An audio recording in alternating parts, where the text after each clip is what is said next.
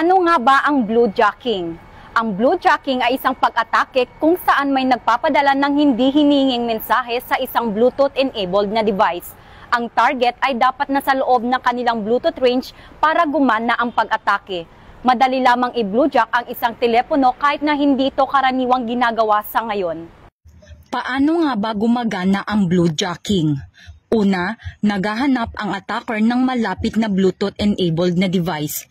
Ikalawa, ipinapares nila ang sarili nilang device sa gamit ng biktima.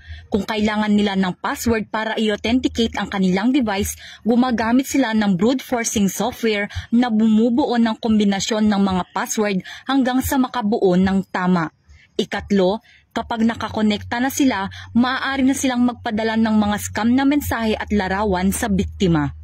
Paano protektahan ang iyong sarili laban sa pag-atake ng bluejacking? Una, panatilihing naka-off ang Bluetooth ng iyong cellphone kapag hindi ginagamit.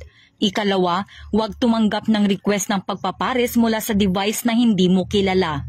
Ikatlo, kabisaduhin ang mga pangalan ng lahat ng iyong device sa Bluetooth para maiwasang kumonekta sa hindi kilalang device. Ikaapat, kung may nagpadala sa iyo ng file sa Bluetooth na hindi mo alam, huwag buksan ang mga ito.